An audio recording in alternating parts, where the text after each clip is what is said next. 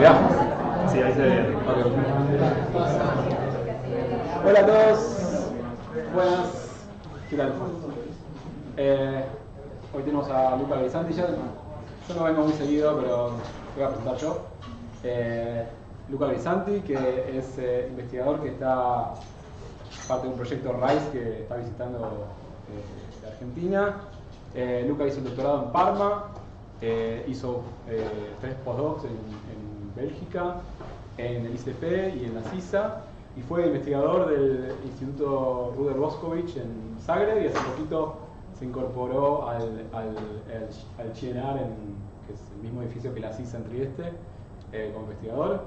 Y hoy nos va a contar un poco de las propiedades ópticas de cristales moleculares, así que bueno. Hola. No voy a hacer la charla en español porque no lo tengo bastante claro por la parte científica, pero si hay pregunta en castellano puedo intentar contestar.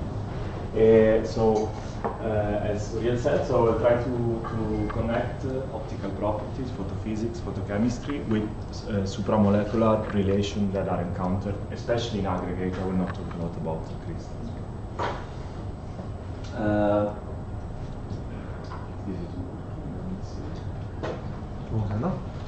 Ahí va. Tengo que apuntar a la... Ah, está bueno. Claro, gracias. Just a bit of geography, because you know in Argentina, I guess you know Italy, but I was until the end of 2022, I was in Zagreb.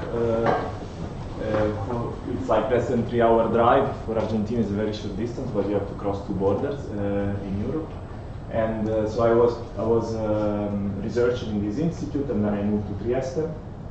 The CNR unit, which is the equivalent of CONICET, is inside CISA, and we are doing simulation basically. So we are the detached unit of this institute doing simulation.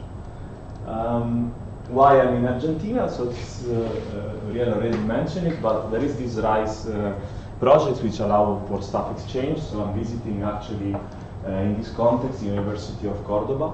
So I was there the rest of this month working with the group of pharmaceutical chemistry and computational chemistry. This project, this RISE project are quite broad. In this case, we are working on basically new material to encapsulate drugs, so kind of drug delivery. But I'm still doing the simulation part in this context. Now, more to the specific topic, I just want to recall a couple of ideas that were quite relevant in this field. If you look at optical properties of some system, already Forster in the 55, for example, tuning the concentration of pyrene, you see some effects which are non-trivial. So the concentration, for example, if you start from a very low concentration, you have the photoluminescence is the most intense, and then you get a quenching, and finally you get an emission, photoluminescent spectra that is completely different from the original one. So this means that the formation of a supramolecular structure completely changed the electronic nature of the emissive state, which is not anymore monomolecular, but it has collective properties. Very popular was the introduction of the aggregation-induced emission in this field. For example, if you take a molecule like this one and you tune the water fraction, which is in this case acts as an anti-solvent, so it pushes the aggregation. At some point you get that the quantum yield, which is negligible for a given range, then it explodes. It becomes very large when you obtain nanoscopic aggregate. So this aggregation-induced emission gives then the field a lot of new idea and concept and keywords. But essentially, the idea is that when you go from the monomer to the aggregate, your signal, your photoluminescence, for example, can be suppressed, can be conserved, or can be enhanced. And so there is essentially a strict relationship between the structure that is acquired by the supramolecular entities and the properties and the mechanism. This is a field that some of you know very well. Uriel worked in Trieste on this, and we worked together as well. This is also, without going into the details of the mechanism, this is also a set of properties, these non-aromatic fluorescence or luminescence of biological condensed phases, let's say. It's also something that is acquired upon formation of supramolecular structures, so strongly interacting units. In this case, for example, it was first observed in amyloids and similar proteins. So what is the monomer picture that we all have in mind? We have excitation of electronic potential energy surface, vibrational states. So we can have non-radiative relaxation and radiative relaxation. What happens when you move to the aggregate? There are essentially two new ingredients. One is the formation of electrostatic, so an electronic component, so formation of electrostatic interaction between the molecules, for example, in the excited state. But also, of course, you can have the remodulation of the electron vibrational coupling, and this will tune radiative versus non-radiative pathways that the system can take when you go towards the aggregate. And so in this presentation, I will mostly present example where the first effect is dominant. What is this effect? For example, excitonic effect, which the another name to mention the same thing.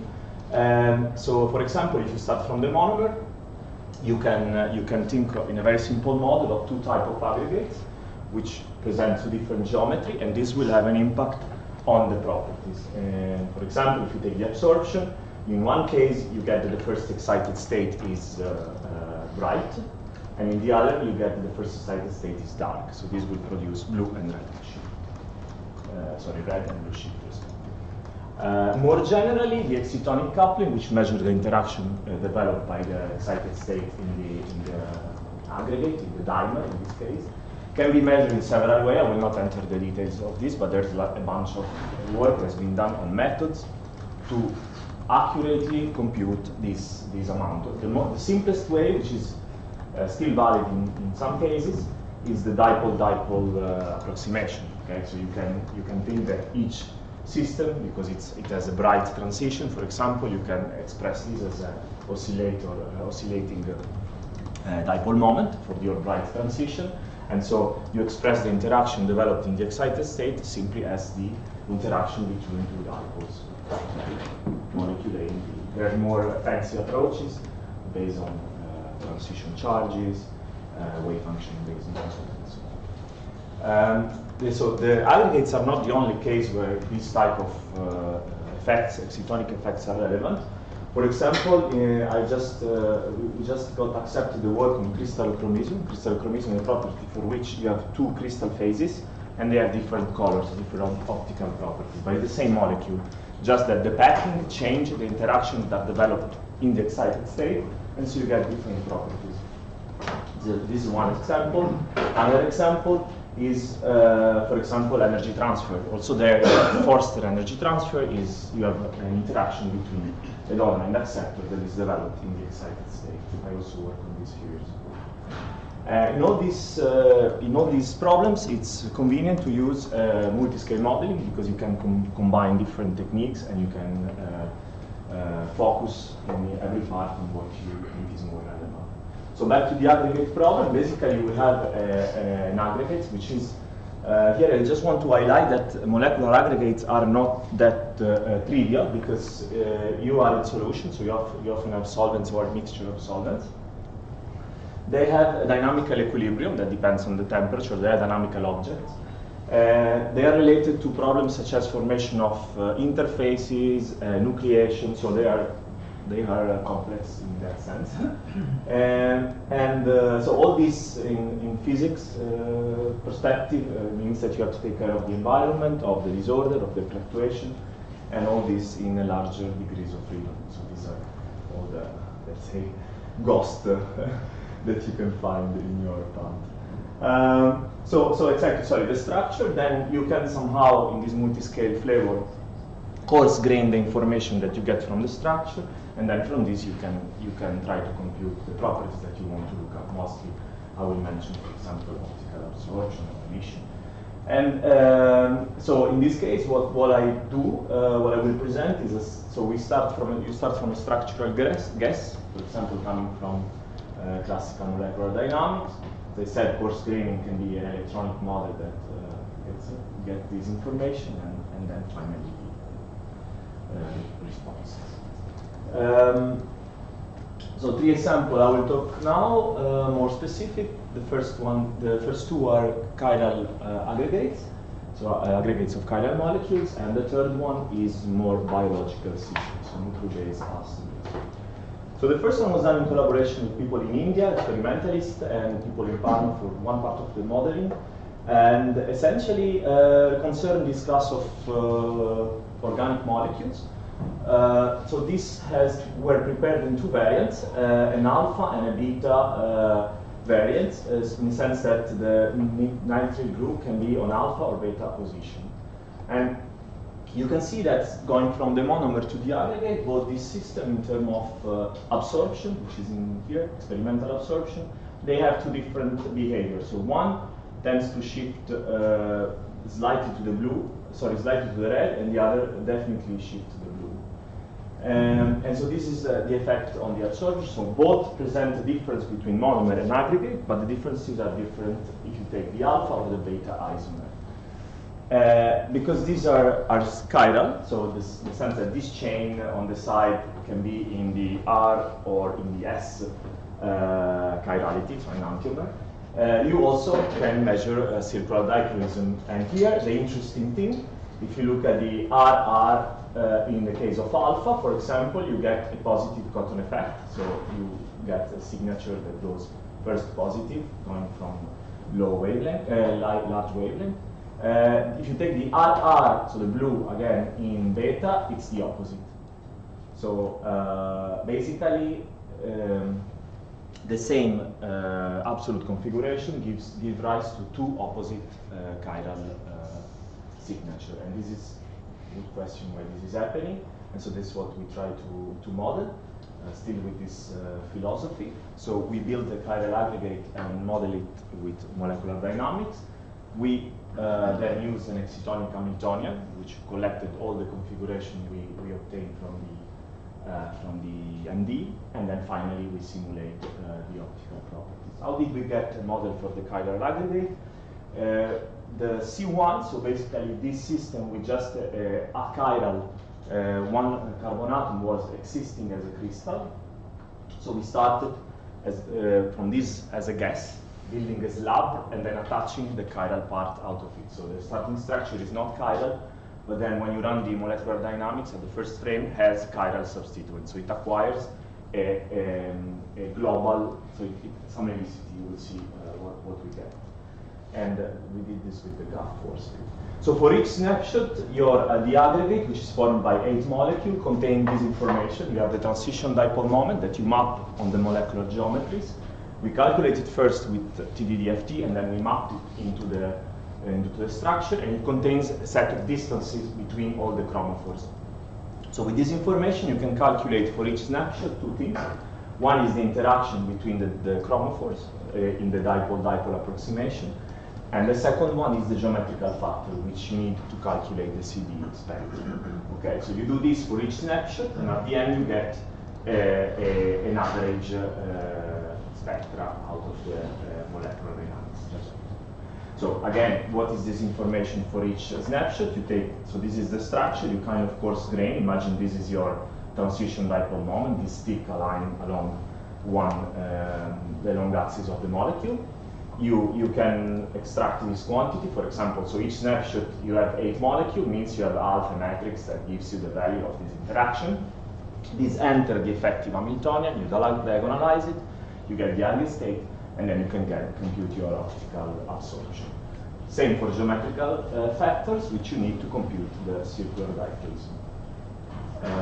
Yes, so if we look at we collect all the snapshots in the MD, and we build these heat maps, which are distance versus interaction, so Vij, we can already see that there is a difference between the alpha and the beta system, in a sense that the alpha peaks in the negative part of the interaction. Okay, so means if you take all the trajectory and you look at the strongest interaction, which is in these columns, so the pi stacking one, the alpha peaks in the negative part of the interaction, while the beta peaks in the positive part of the interaction. So there is an intrinsic difference in the sign of the interaction, which depend actually on the slipping of the dyes one on top of each other. And so basically, the first one is a J type of aggregate, and the other one is an H type of aggregate. So the two systems brings you two different geometry, dominant geometries, and then two different type of interaction, okay? One is assigned as a J aggregate, the other is an H aggregate. And so with this information, we can already compute the absorption and the emission, which are these, so the experimental are on top, and the bottom are the one that we calculate. So you can see we don't get the full broad, let's say broadening of, thank you, of the spectrum. We don't get the full broadening, obviously, because we have a very small system as a model, but we get the shift that are in the aggregate with respect to the monomer.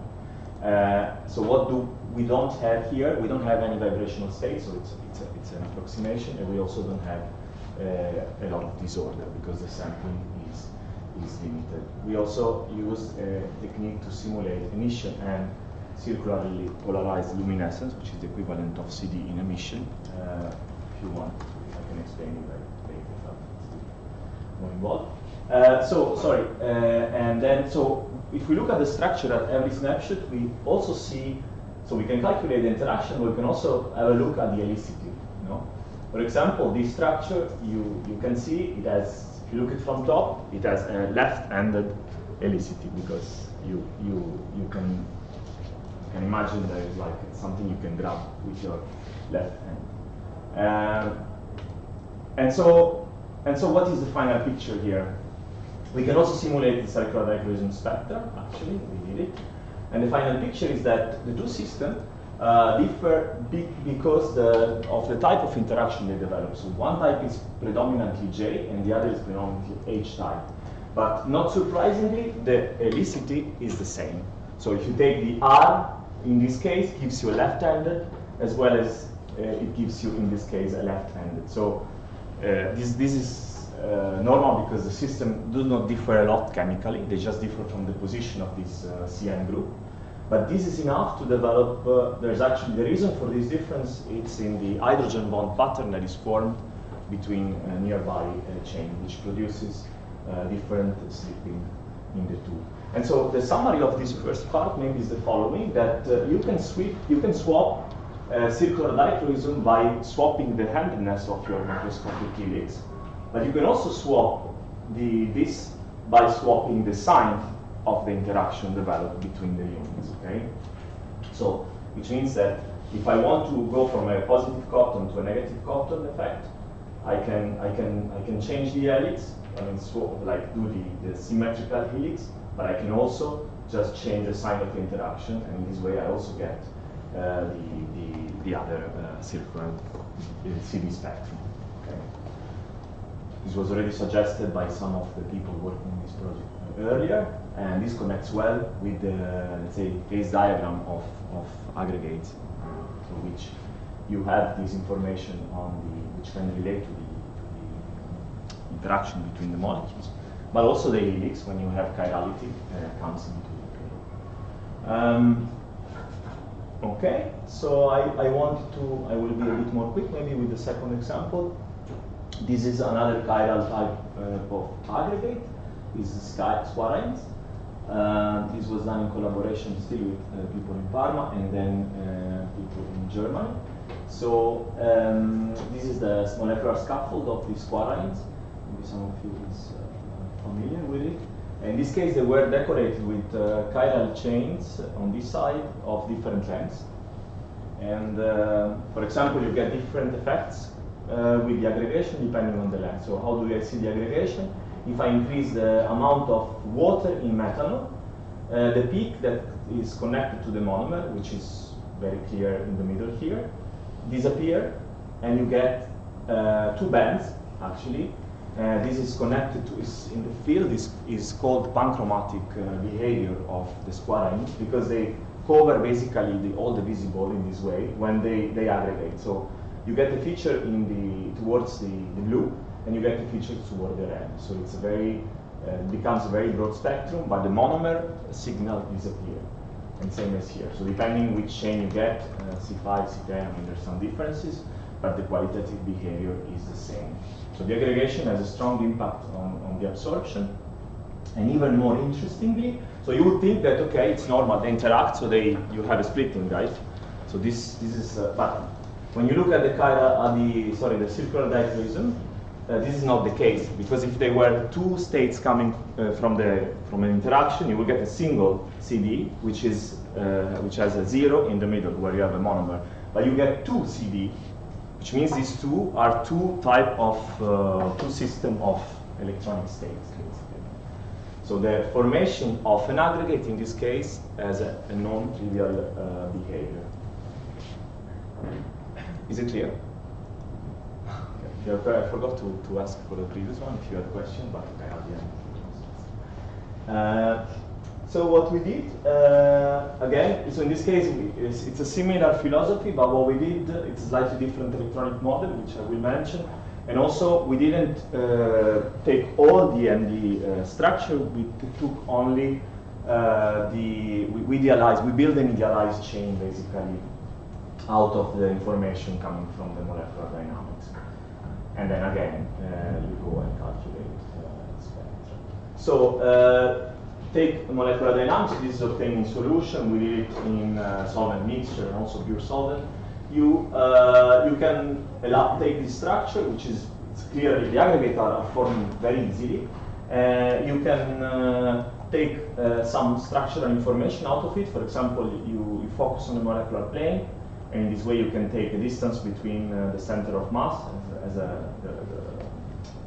this square in the center. For example, you can fix this as center of mass. But you can also consider a dihedral angle, which is formed by the relation of the two molecules in the space, basically. So you take a vector in the plane, and in this way you can compute a dihedral. So this dihedral contains the information about the helicity of your aggregate, basically. You can see here, for example, there is a clearly dominant helicity, so the molecule are only in one type, which depends, of course, on the chiral center on the chain. So the chiral center of the chain produces a macroscopic helicity in the aggregate, again, like previous case. What is the result here? So if we take these two quantities, so distance between center of mass and this angle between pair of chromophore, you get a map like this one, which seems to have, so this is the first neighbor and this is the second neighbor, so basically you have a minima only. And this is a tetramer. Okay, so if you simulate the tetramer, you see that the nearest neighbor interaction essentially is mapped into one blob, which has a negative helicity. Okay, in this case it corresponds to, now honestly I don't remember if this is left-handed or right-handed, but at a distance of typical pi stack distance, 4x or something.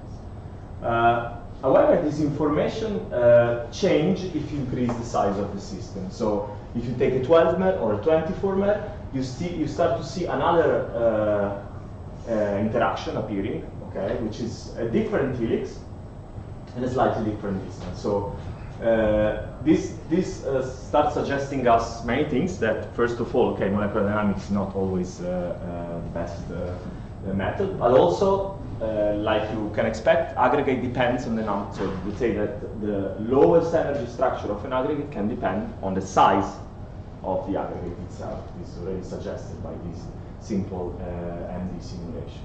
And it turns out actually that experimentally, what allows you to simulate best the results is the B spot. So it's the minima that you get at bigger size. Well, we think you get at bigger size. How is the electronic model that was used? So these were models that were developed in Parma already a lot of years ago. So basically, the squarine you can describe as a donor-acceptor-donor system. Okay, so you have a donor group, an acceptor in the core, and another donor, so they're symmetric. And so you can exploit the symmetry thinking that you have two zwitterionic states, okay, so that are like this, plus minus, and they are symmetric, so they eventually mix. And then you have a neutral state, okay, so these are your diabatic state. You can think of it as a very simple model Hamiltonian with very few parameters.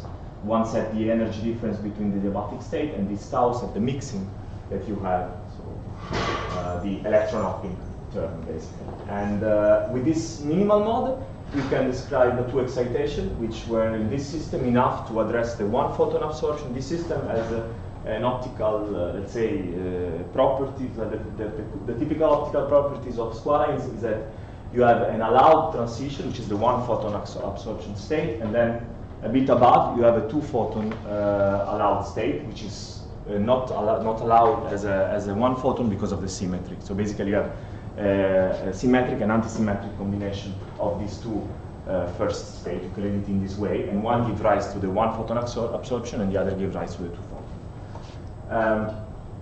So what happened? So this is for a monomer. Okay, so this is just so a monomer at 3 states. So you can build this purely electronic with 3×3 molecular Hamiltonian. This was already used to describe the property of squalene in solution, for example. And when you have a dimer, what happened? So these are called essential state model as a philosophy. So if you take your dimer, your diabatic state become 9. You have a neutral. You have all the mono-excited states, which are 4. And then you have, because you have 4 branches, 2×2. And then you have all the B-excited states, which may not have the same energy, okay? Because of the geometry, depending on the geometry. This is only if you focus on the intramolecular charge transfer transition, because if you take also the intermolecular charge transfer transition, you get more states, obviously. Because in this case, in the dimer, what happens is that you can also hop from the donor of one unit to the acceptor of the other molecule. Okay, so you have more states, which actually become even 53 if you divide like the spin state. So it recalls Hubbard type of Hamiltonian building. And basically, this is just to compare with the exciton model, which is very used in the field. Of course, this model is much more sophisticated. In the exciton picture, you just have 2 states coming from the interaction of the dimer. In this case, you have at least 9. And if you take, so there are 2 flavors. One is without charge transfer between molecules, and the other is with, including the charge transfer between the molecules. And so, can we use these two to try to simulate on the ideal geometry that we got before? The answer is yes. Actually, we can use both of them. So if we use the first one, the one without the charge transfer, to predict 2 signature, you need to think of 2 different structures. So a structure that will have a slipping obtained more or less here, and another structure that will obtain a slipping here. This was not observed in MD, but can be possible somehow. I mean, it can be that the MD is not sufficiently good in catching all the structure. So basically, you could express the experimental behavior by looking at a structure that has 2 different, so a disorder, basically, disordered structure, a structure with 2 minima. How do we read this? It's an absorption chain depending on the slipping of the interplane. So this slipping is controlling basically the type of interaction, and therefore is telling you if you can get a signal on the red or on the blue, on the red or on the blue side. And CD similarly, okay? So if you assume to have 2 states here, you can get these 2 bands that I was showing you earlier. The possibility is also the other model is working. So it can also be that you have a charge transfer component, and in this way you can get actually 2 signals per each of it. In each of it giving you the CD double signature, okay? So both this model could work, so the question is still open. What is the origin of this panchromatic behavior that I show you at the origin, this one? So the fact that you get these 2 signatures, well, can be 2 things. So it was good to discover that we cannot give a single answer sometimes. And in this case, MD was also not maybe the best tool, but it was still useful to see what type of interactions you can get to explore the system, supramolecular system.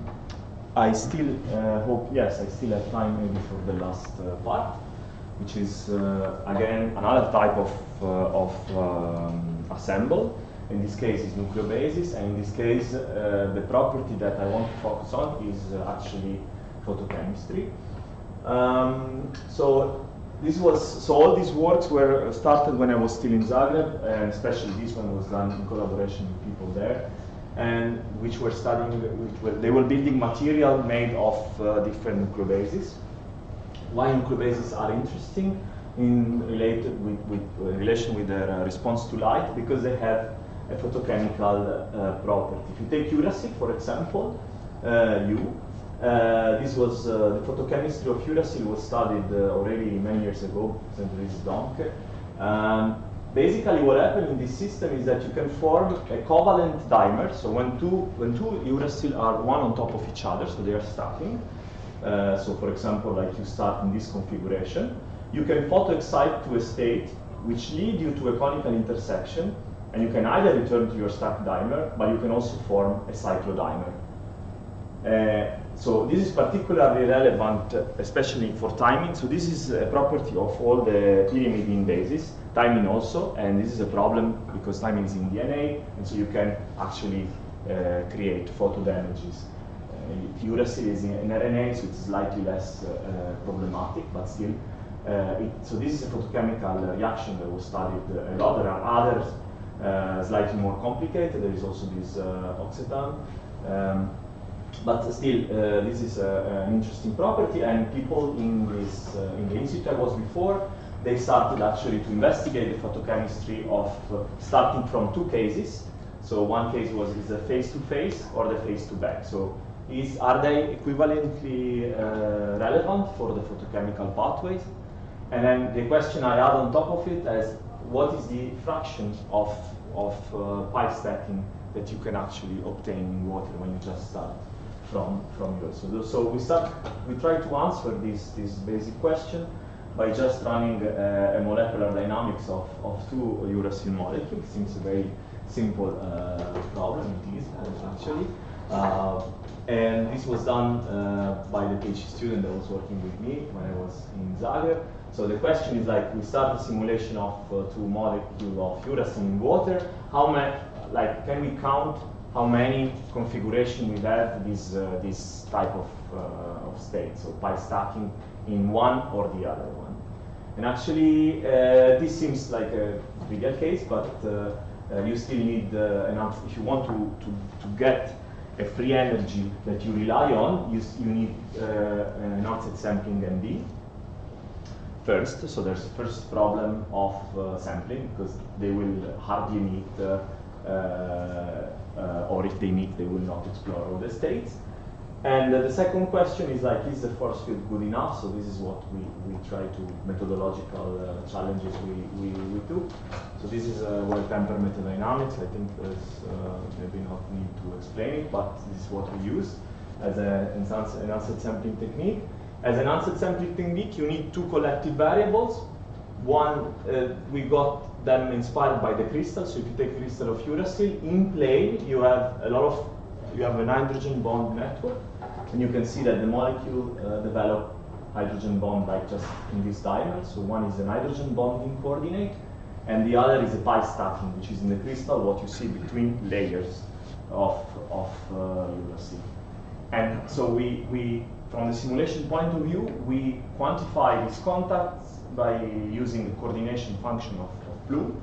You can count how many contacts are developed by hydrogen bonding and donor and acceptor atoms, as well as the ring atoms. You can count to see what is the pi stacking value that you hit.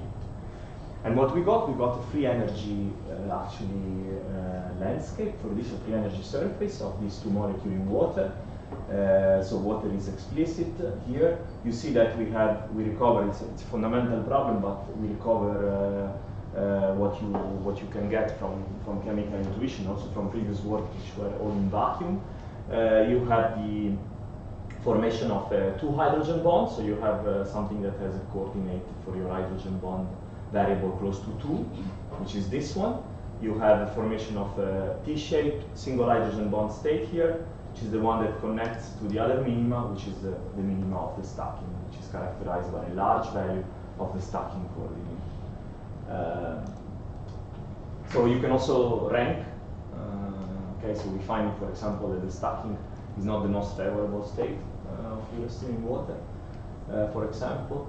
We also study, so each of these minima, you can go in deep and try to see what are the microstates that you can, for example, the two hydrogen bond, actually you have a lot of possibilities. There are 6 microstates here, or 8, I think, that you can get, I don't remember. And similarly here, you have a lot of states. Well, we found at least 3. So you can find geometrical descriptors that allow you to see this face-to-face or face-to-back. We found that the two were similarly abundant. Molecular dynamics suggests also preferential rotation angle between the two. So why this is interesting? Because in their work they find that the face-to-face is pro-reactive. So the face-to-face configuration is the one that gives more chance for you to form this photochemical diamond. And so we thought it was good to know what is the relevance of this structure for uracil in water. Okay, I think I'm close to the conclusion, but of course I'm happy to answer any of your questions.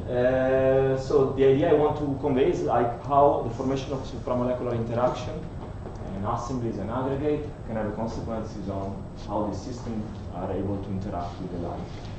And from the methodological point of view, there's few critical decisions. Multiscale modeling, of course, the sampling is never enough, and if you are good experimental counterpart, is always good. I want to thank CEO. So this was funded by the National Research Grant Program of Croatia at the beginning, several years ago.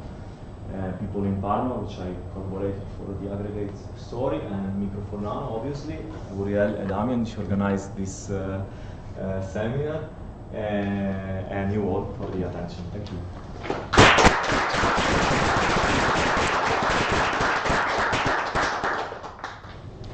¿Preguntas? Sí, muy linda charla. No sé, ¿en español está bien? Sí, está bien, perfecto. Igual voy a ir despacito. Muy linda charla. Me quedó una pregunta que es más una curiosidad. Sí. Cuando vos estás hablando de, o sea, vos presentaste los dímeros tipo sandwich. De uracil. Claro. Y los coplanares. Sí. Y después mostraste el efecto pancrómico, del splitting, la aparición de dos bandas. Ah, eso en el sistema de antes, entonces. Claro, las el cuales sistema de antes. sí. El splitting de dos bandas. Sí. Bien. Y bueno, hablaste de que podía haber estados de transferencia de carga. Sí. Transfer state. Mi pregunta es, sandwich y coplanar son dos extremos de la teoría excitónica. Oblicuo te da un splitting con dos estados que tienen fuerza de oscilador, Claro. o sea que son ópticamente permitidos. Sí. La pregunta es si el splitting que vos tenés es tan grande que vos no podés explicarlo con el acoplamiento excitónico, o si podría haber una situación de dímeros oblicuos. No, porque lo intenté explicarlo, pero no salí claro. Si mira a los espectros de dicroísmo circular, Sí. si estaban dos componentes de la misma, como dice vos, Sí. debería ser acá algo así. Ah, ok. El singular CD, que tienes el cero donde hay el estado no interagente, ¿vale?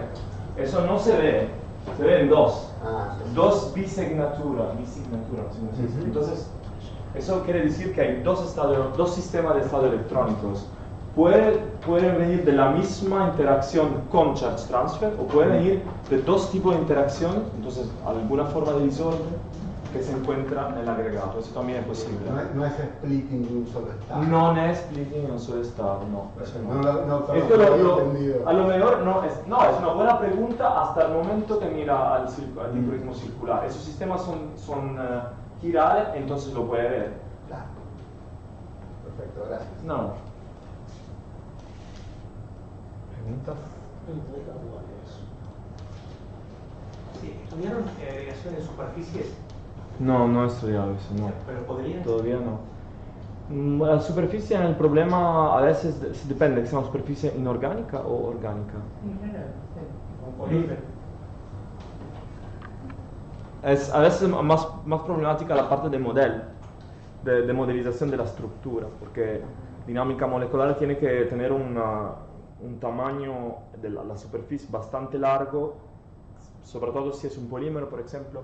A lo mejor hay muchas cavidad, mucha, ¿cómo se puede decir?, estado superficial, y tienes que describir esto bien. Se podría intentar, pero depende un poco del problema. También no tengo muchísima experiencia sobre la superficie, en estando honesto, ¿no? Entonces, depende. ¿Cómo parametrizaron los hamiltonianos electrónicos? ¿En base a qué? Vale, en el primer sistema fue calculando la interacción con los dipoles, ¿vale? Ok, clásico. Sí, como dipole, sí, en esta aproximación.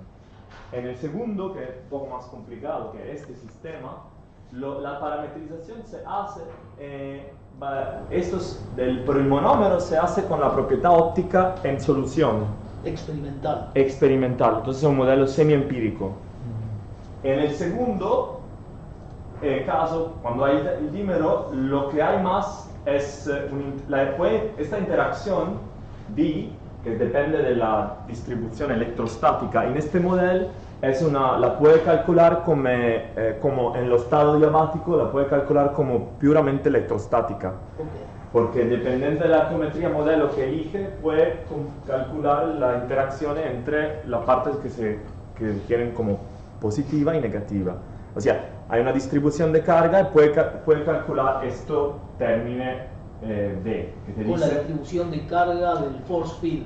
no, eso no es con force field. El force field está al principio para generar una estructura ideal. Bueno, lo utilizamos esta información Pero para... la distribución de carga de cada uno... Está con este modelo, así que es muy crudo. Tipo es como más uno, plus, sí, menos. exacto. Es como un modelo multipolar, de hecho. O sea, es mejor que como se ve acá, es mejor que un exciton, pero todavía, sí, es como el point charge, ¿no? En este caso hay un parámetro más, que es este beta, que dice el hopping entre dos moléculas intermoleculares. Esto lo más o menos fijamos a este valor. Entonces, sí, es un poco semi-empírico, claro.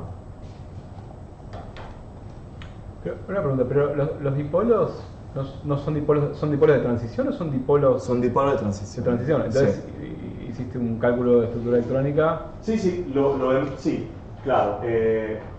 Bueno, en el primer caso, sí, con TDFT. De molécula única. En este caso, en realidad no, porque no hay un dipolo de transición, hay simplemente la distancia entre plus y minus que lo ve de la estructura de la geometría molecular. Sí. A mí me parece increíble que en un sistema que haya tanta interacción, no cercanos, siempre solamente se consideran los dipolos, que toda la física central está dada por dipolos de transición, ¿no? Por química básica, pero es como sorprendente, ¿no? Sistemas donde uno piensa que interactúa todo contra todo, ¿no? Sí. Cargas, un montón de cargas y grupos, etcétera, pero al final terminan siendo dipolo, lo que representa la física esencial. A mí eso me parece maravilloso, ¿no? Yo he visto trabajos donde calculaban una aproximación multipolar con las densidades electrónicas, trabajos de Gregory Scholz. Sí, claro. Monstruosos trabajos para hacer cálculos muy demandantes los cálculos, pero se ve que debe haber algún tipo de compensación de acciones determinadas con el simple aproximación dipolar, que muchas veces me quejaba cuando veía papers donde había gente que a partir del splitting te calculaban los ángulos, sin hacer un solo cálculo y con teoría exitosa. Claro. Uno se agarra los pelos. Sí. Quería decir nombres. Uno te agarras los pelos porque decís, ¿cómo puede ser que con Pero no aproximación funciona, dipolar? ¿no? Pero No sé, Es que sí, si lo que interesa es simplemente la interacción entre sistemas que tienen un dipolo de transición muy largo, también como monomérico. Bueno, en el estado monomérico, en este caso sí, es dominante, como Forster. Forster es algo también dominante si hay singlet excitation. Forster está más lejos. Sí, claro, porque como sería es una perturbación dipolar. Sí, claro. Pero es interesante, por ejemplo, he trabajado sobre excitones de tripleto. En este caso, Forster es cero totalmente, así que tienes que tener otro método para estimar esta interacción. No puedes utilizar dipolo, tienes que utilizar algo de Dexter como... Pero en los, sí, pero en los singlet eso creo que es muy como secundario. Es el término culómbico, o sea que... Sí, domina, exacto. Sí, yo justamente quería preguntarte sobre el intersystem crossing, si se puede, porque desde un punto de vista del uso de, pongamos, alguna molécula como fotosensibilizado, siempre el tema de la agregación afecta al intersystem crossing y varía la formación de oxígeno singleto y eso. Si estos modelos pueden ayudar a predecir si se va a favorecer o no el intersystem crossing. ¿Puede ser? Nunca he trabajado, pero es una pregunta muy interesante. De hecho es uno de los temas que también se salió un poco en creo que lo había puesto acá en el, ¿cómo lo llaman? A lo mejor vos lo sabes. Sí, es como aggregation induced generation of frost, así que se encuentra también. Nunca he trabajado sobre ese problema, pero es muy interesante, claro, porque es como todo lo path, como se dice, los caminos de relaxación se van a influenciar por el efecto de la estructura supramolecular que hay. Entonces también todo lo copiamiento con saldo de tripleto, spin orbit y todo. Eso no he trabajado, no, pero es una buenísima pregunta. Creo también no es fácil con simulaciones hacer eso, porque así, a lo mejor con sistemas semi-empíricos se podría, pero intentar. Normalmente creo que hay un relaxamiento, como un modo que promueve, se dice, promueve este tipo de intersystem crossing, por ejemplo. Efecto torque. Sí, normalmente sí. Hay trabajo en ese sentido por los sistemas de delayed, se llama delayed fluorescence, me parece. TIA, ¿no? Thermally Activated Delay Fluorescence. Type E. Sí. ¿Cómo? Type E, delay fluorescence. Yeah. No, pero también lo llaman TIA, Thermally Activated Delay Fluorescence. Or Type E from EOC. Yeah, in that sense. Eso hay investigación sobre eso por el tema de materiales orgánicos por optoelectrónica. Si quieres hacer un dispositivo, si quieres controlar la emisión en un dispositivo, lo puedes hacer vehiculando la excitación en estado sí, delay fluorescence. Pero nunca he trabajado, pero seguramente, de hecho, ha sido han parametrizado hamiltoniano eficaz por ese canal se dice, esta dirección de relaxamiento. Sí. Gracias. Muy interesante. Gracias. Bueno, me parece que con muchas preguntas. Luca está todo el día hoy, así que si quieren... no sé dónde físicamente vamos a perder. Bueno. Pero puede llegar a la reunión Es localizado. Sí. Sí. Sí, sí, vamos a estar probablemente por acá, así que en el E1 seguramente, así que cualquier cosa lo buscan. Hoy es su último día, así que es su última opción para verlo en persona, si no. Bueno, último día acá. Gracias.